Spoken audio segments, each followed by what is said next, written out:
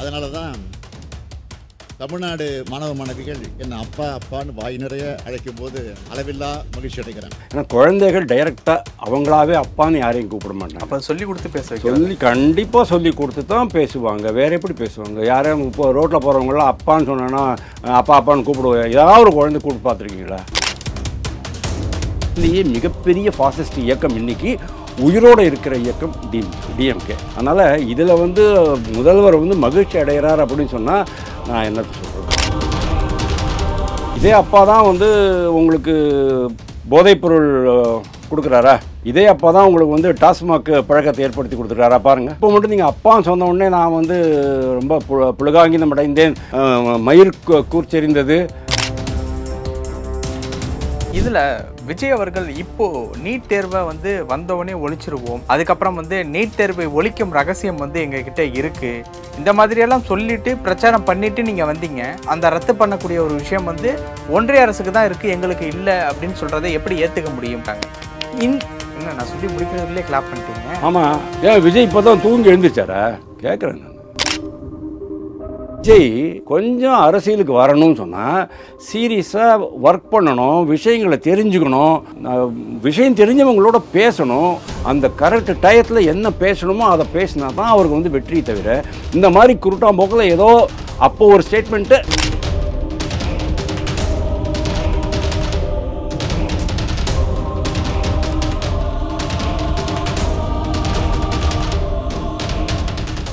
ரியலோ நேயர்களுக்கு வணக்கம். இன்று நம்மளுடைய நேர்காணலுக்கு அரசியல் விமர்சகரான திரு வாசுதேவன் அவர்கள் நினைச்சிருக்காங்க. சார் வணக்கம்.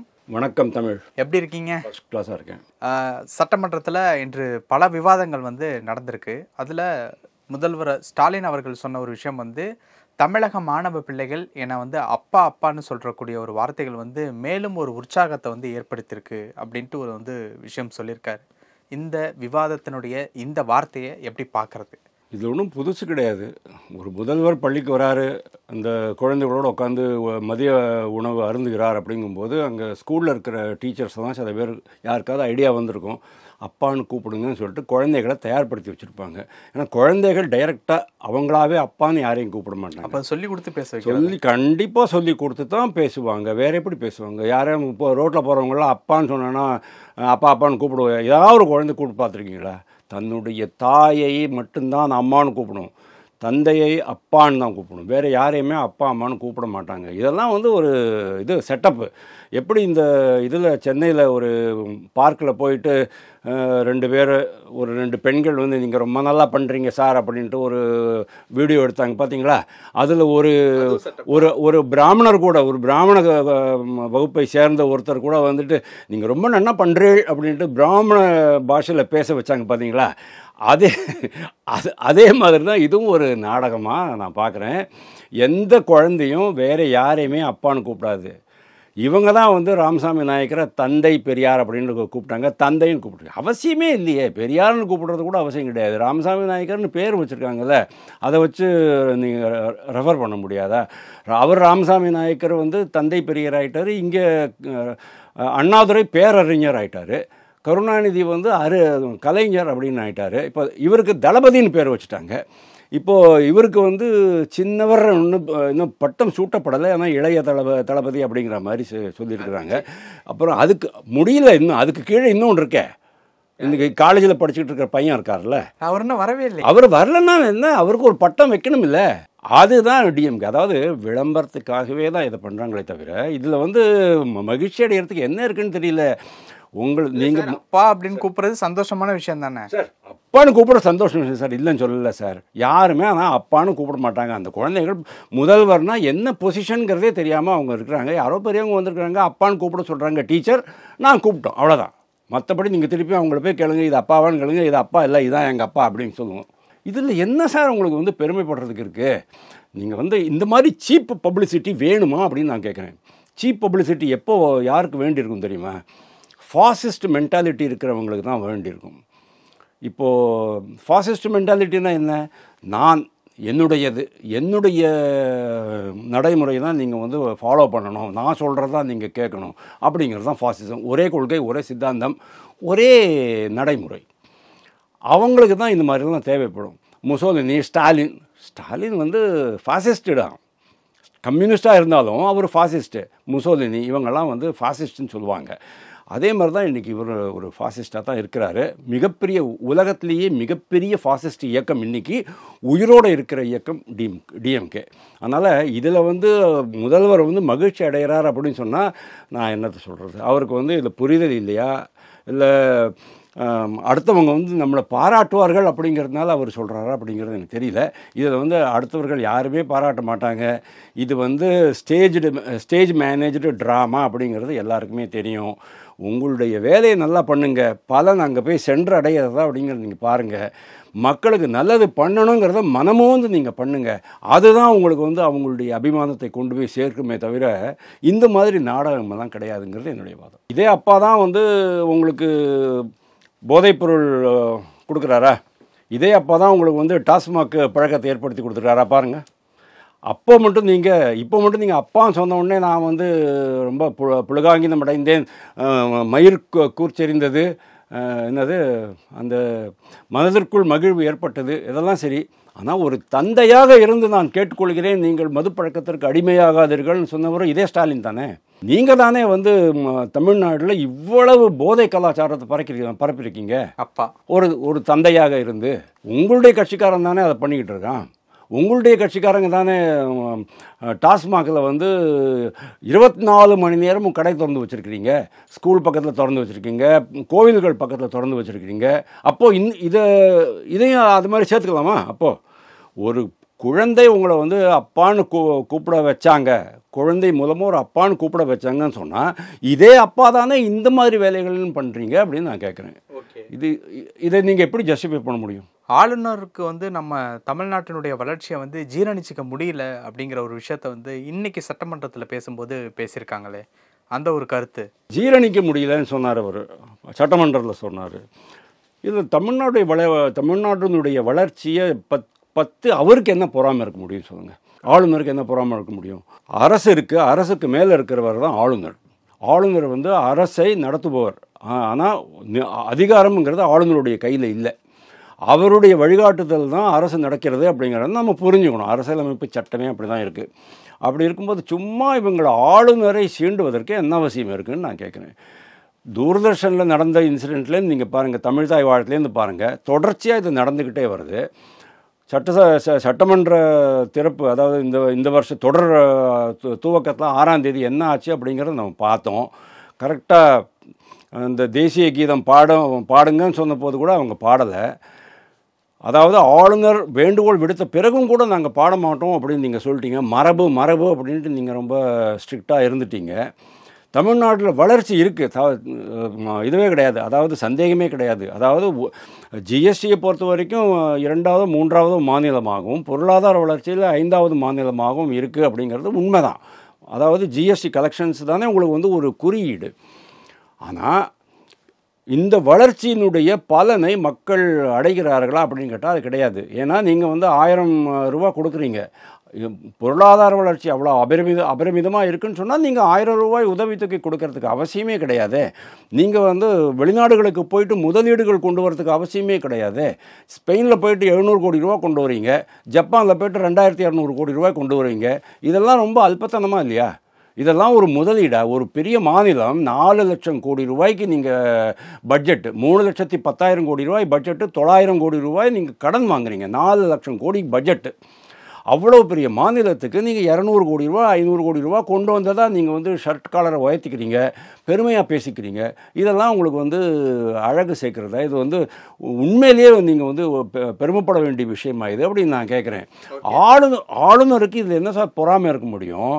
ஆளுநருக்கு வைத்தறிச்சலாக இருக்குது சார். இது வந்து முனிவர்களுடைய பூமி, ரிஷிகளுடைய பூமி, ஆன்மீக மண் அப்படின்னு அவர் சொல்கிறாரு. இங்கே ஆன்மீகத்தை ஒரேடியாக சிதற அடிச்சிட்டிங்க. இன்றைக்கி கோவில்களெல்லாம் வந்து எக்கச்சக்கமான பொருள்கள் டன்னாக உங்களுக்கு வந்து நகைகள் வந்து உருக்குறீங்க. அது எவ்வளவு போய் சேருதுங்கிறது தெரியல. கோவில்களில் இருக்கிற நிதிகள் எல்லாமே வந்து தவறாக பயன்படுத்தப்படுகிறது. போதை கலாச்சாரம் வந்தாச்சு, கள்ளச்சாராயம் வந்தாச்சு, அது கூடவே உங்களுக்கு கூலிப்படையும் வந்தாச்சு, இப்போ பாலியல் பிரச்சனை. இதெல்லாம் தமிழ்நாட்டினுடைய பேரை கெடுத்துக்கிட்டு இருக்கு. அப்படி இருக்கும்போது நீங்கள் பொருளாதார வளர்ச்சி பற்றி பேசுகிறீங்க. ஒன்று சொல்லட்டுமா, இந்த பொருளாதார வளர்ச்சிக்கு இந்த அரசு எதுவுமே செய்யலை, அதுவாகவே வளர்ந்துக்கிட்டு இருக்கு. அதாவது ஒரு தர்மம், அவங்க வேலையை பண்ணிகிட்டு இருக்கிறாங்க, ஏற்கனவே தொழில்கள்லாம் நடத்தினது தான். இந்த அரசு வந்து ஏதாவது ஒரு புதிய தொழிற்சாலை ஆரம்பித்ததா, இந்த அரசு வந்து ஏதாவது ஒரு புதிய நதி நீர் இணைப்பு பண்ணிச்சா, ஏதாவது ஒரு நதியை மீட்டெடுத்ததா, ஏதாவது ஒரு டெவலப்மெண்டல் ஒர்க் ஏதாச்சும் ஒன்று பண்ணிங்களா?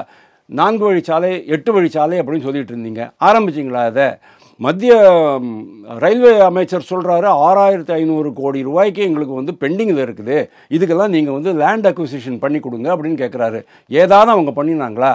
ஏதாவது ஒரு துறையை நீங்கள் சீர்திருத்தி அமைச்சிருக்கீங்களா? இன்றைக்கும் பஸ்ஸு போகிற பஸ்ஸெல்லாம் உடஞ்சி விழுந்துக்கிட்டே இருக்குது, அது பஸ் போய்கிட்டே இருக்குது.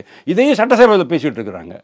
அப்புறம் நீங்கள் ஆளுநர் வந்து இதில் பெருமைப்படுறதுக்கு என்ன இருக்குதுன்னு நான் கேட்குறேன், பொறாமைப்படுறதுக்கு என்ன இருக்குதுன்னு நான் கேட்குறேன். ஓகே, இதில் விஜய் அவர்கள் இப்போது நீட் தேர்வை வந்து வந்தவொடனே ஒழிச்சிருவோம், அதுக்கப்புறம் வந்து நீட் தேர்வை ஒழிக்கும் ரகசியம் வந்து எங்ககிட்ட இருக்குது, இந்த மாதிரியெல்லாம் சொல்லிவிட்டு பிரச்சாரம் பண்ணிவிட்டு நீங்கள் வந்தீங்க. ஆனால் இப்போது நீட் தேர்வை ஒழிக்கும் வந்து அந்த ரத்து பண்ணக்கூடிய ஒரு விஷயம் வந்து ஒன்றிய அரசுக்கு தான் இருக்குது, எங்களுக்கு இல்லை அப்படின்னு சொல்கிறத எப்படி ஏற்றுக்க முடியும் அப்படிங்கிறத வந்து விஜய் அவர்கள் வந்து கேட்டிருக்காங்க. என்ன நான் சொல்லி முடிக்கிறதுக்குள்ளே கிளாப் பண்ணிட்டீங்க? ஆமாம், ஏன் விஜய் இப்போ தான் தூங்கி எழுந்திரிச்சாரா கேட்குறேன் நான். 27 செப்டம்பர் நீங்கள் மாநாடு போட்டீங்க, அக்டோபர் 27 சொல்லியிருக்கணுமா இல்லையா? இப்போ தான் திடீர்னு முடிச்சுக்கிட்டீங்களா? இவ்வளோ நாளாக யாரும் உங்களுக்கு சொல்லித்தரலையா? இதுலேருந்தே தெரிஞ்சுக்கங்க விஜயினுடைய ஆழம் என்ன அப்படிங்கிறது, விஜயினுடைய கருத்தாழம் என்ன, கருத்து செறிவு என்னங்கிறது உங்களுக்கு தெரியும். அன்றைக்கி அதுக்கு முன்னால் ஒரு நிகழ்ச்சியில் மாணவிகளுக்கு ஏதோ விருதுகள் கொடுக்குற விழாவில் திடீர்னு என்ன பண்ணார், மைக்கு கையில் வாங்கிக்கிட்டு நீட்டு தேர்வு மாணவர்களுக்கு எதிரானது, நீட்டு தேர்வு கல்வி மாநில பட்டியலில் வர வேண்டும், பொதுப்பட்டியலிலிருந்து அகற்றப்பட வேண்டும் அப்படின்னு 2 கருத்தை சொல்லி வச்சார். அதுவும் தவறுன்னு நான் சொல்கிறேன். நீட்டு வேண்டும், ஏன்னா நீட்டை பற்றி அவருக்கு எந்த புரிதலும் கிடையாது. இப்போ திடீர்னு புரிதல் வந்துருச்சா? டிஎம்கே பண்ணுற ஊழல்கள், டிஎம்கே கொடுத்துருக்க அந்த 505 தேர்தல் அறிக்கைகளில் எவ்வளவு போலி அறிக்கைகள், பொய்யான அறிக்கைகள் அப்படிங்கிறது உங்களுக்கு இப்போ தான் தெரியுதா? அதாவதுங்க இவரை யாரோ இயக்குறாருங்க, விஜயை யாரோ இயக்குறாங்க, அவருக்கு சொந்தமாக நாலேஜ் இல்லை, பாரோடு நாலேஜ் தான். அதாவது அடுத்தவர்கள் சொல்லி புரிய வச்சு அதுக்கப்புறம் தான் இவர் ஏதோ பேசுகிறாரு அப்படிங்கிற மாதிரி தான் நான் நினைக்கிறேன். இது ஒரு பெரிய விஷயமே கிடையாது. ஆனால் இதுக்கு தான் வந்து ப்ராபப்ளி முதல்வர் நேற்றுக்கு சட்டமன்றத்திலே சொன்னார், நீட்டை எங்களை நீக்கும் அதிகாரம் எங்களுக்கு இல்லை. அப்புறம் என்னதுக்கு நீட் தேர்வை ரத்து செய்யும் ரகசியம் எங்களுக்கு தெரியும்னு உங்கள் பையன் சொல்லிக்கிட்டு தெரிஞ்சுக்கிட்டு இருந்தார். அந்த பொய்யை சொல்லித்தானே நீங்கள் வாக்கு வாங்கிட்டு இருந்தீங்க. அந்த ரகசியம் என்ன அப்படின்னு கேட்டதுக்கு உடனே அந்த இதெல்லாம் கொண்டு வந்தாங்க. அது என்னது, இந்த விண்ணப்பங்கள் கையெழுத்து போராட்டம்லாம் ஆரம்பிச்சிங்க. கிட்டத்தட்ட 88 லட்சம் கையெழுத்து வாங்கினோம் அப்படின்னாங்க. கடைசியில் அதை பார்த்தீங்கன்னு சொன்னால் பெருந்துறையிலையும் திருப்பூர்லேயும் பொள்ளாச்சியிலையும் அது ரோட்டில் குப்பை தொட்டியில் கடந்துச்சு. இதெல்லாம் ஒரு போராட்டம், இதெல்லாம் உங்களுக்கு ரகசியம். கடைசியில் அவங்க சொல்கிறாங்க இப்போ பிளேட்டே மாற்றிட்டார், காங்கிரஸ் கட்சி ஆட்சிக்கு வந்தால் இன்னும் 100 வருஷத்துக்கு காங்கிரஸ் கட்சி ஆட்சிக்கு வராது சார். 100 வருஷத்துக்கு காங்கிரஸ் கட்சி ஆட்சிக்கு வராது, எழுதி வச்சுக்கோங்க. அப்படின்னா நீட்டு தேர்வை 100 வருஷத்துக்கு அப்புறம் தான் நீங்கள் ரிமூவ் பண்ண போகிறீங்களா? அந்த 100 வருஷத்தில் 3 தலைமுறை முன்னால் போயிடும். அதனால் விஜய் கொஞ்சம் அரசியலுக்கு வரணும்னு சொன்னால் சீரியஸாக ஒர்க் பண்ணணும், விஷயங்களை தெரிஞ்சுக்கணும், விஷயம் தெரிஞ்சவங்களோட பேசணும், அந்த கரெக்ட் டயத்தில் என்ன பேசணுமோ அதை பேசினா தான் அவருக்கு வந்து வெற்றி. தவிர இந்த மாதிரி குருட்டாம்போக்கில் ஏதோ அப்போ ஒரு ஸ்டேட்மெண்ட்டு, அப்புறம் தூங்க போகிறது இன்னொரு ஸ்டேட்மெண்ட். அதுக்காக தான் நான் கேட்டேன், இப்போ தான் விஜய் தூங்கி முடிச்சுக்கிட்டாரா அப்படின்னு கேட்டேன். ஸோ இந்த ஒரு இடத்துல இதை தொடர்பாக திமுககாரர்கள் அமைச்சர்கள்ட்ட கேட்கும்போது இதை சொன்னதுமே பனையூர்லேருந்து தானே சொல்லியிருக்காரு, களத்துக்கு வந்து சொல்லலையே அப்படிங்கிற ஒரு பதிலை வந்து சொல்லியிருக்காங்க. அந்த பதிலை எப்படி பார்க்குறது? கண்டிப்பாக நீங்கள் சென்னையில் உட்காந்து பேசுகிறதுக்கும் எடப்பாடி மாதிரி சேலத்தில் உட்காந்து பேசுகிறதுக்கும் ஆத்தூரில் உட்காந்து பேசுகிறதுக்கும் டிஃப்ரென்ஸ் இருக்குது. எந்த ஒரு முக்கியமான ஸ்டேட்மெண்ட் நீங்கள் கொடுக்குறீங்க அப்படின்னாலும் சென்னையில் வந்து தான் நீங்கள் கொடுக்கணும். உங்களுடைய ஆஃபீஸில் உட்காந்து கொடுக்கணும், அல்லது கோட்டையில் உட்காந்து பேசணும், பத்திரிகையாளர் சந்திப்பை கூப்பிடணும், பேசணும். அப்போ தான் அதுக்கு வேல்யூ இருக்கும். எல்லாருமே அண்ணாமலை கிடையாது சார். அண்ணாமலை 4 நேரில் உட்காந்து பேசினாலும் கூட ஒரு பெரிய பொருளாயிடும். ஏன்னா அவருடைய பேச்சினுடைய வீச்சு அந்த அளவுக்கு இருக்குது. ஆனால் இவங்களுக்கெல்லாம் அது கிடையாது. அதனால் இவங்க டிஎம்கேக்காரங்க வந்து சொல்கிறாங்க, ஓகே சம்டைம்ஸ் முதல்வர் கூட நம்ம துணை முதல்வர் கூட வெளியிலலாம் போகும்போது தான் பேசுவார். ஏன்னா அவங்க அந்த பொசிஷனில் இருக்கிறாங்க. பட்டு எடப்பாடி பழனிசாமி ஆகட்டும், விஜய் ஆகட்டும், அவங்க என்ன சொன்னாலும் அவங்க அண்ணாமலையினுடைய இதுக்கு ஈக்குவல் ஆகாது. அவங்க என்ன பேசினாலும் சென்னையில் வந்து பேசினா தான், ஹெட் குவார்ட்டர்ஸில் வந்து பேசினா தான் அதுக்கு ஒரு வேல்யூ இருக்கும். அது முக்கியமான ஒரு தகவல் அப்படின்னு சொல்லும்போது இது ஒரு முக்கியமான தகவலா? இது எல்லாருக்குமே தெரிஞ்சது தானே. 8ஆம் கிளாஸ் பையன் 9ஆம் கிளாஸ் பையன் நாளைக்கு வந்து நீட் தேர்வு எழுத போகிற பையன்களுக்கு எல்லாமே தெரிஞ்ச விஷயம் தானே. இந்த ஒரு அறிக்கையை பனையூரில் உட்காந்து சொல்கிறதுக்கு என்ன அவசியம் இருந்தது? இதனால நீங்கள் என்ன சாதிச்சுட்டீங்க, இல்லை என்ன மக்களுக்கு சொல்லிட்டீங்கிறது எனக்கு தெரியல. நிறைய விஷயங்கள் சொன்னீங்க. நேரத்துக்கு ரொம்ப நன்றி. தேங்க்ஸ்.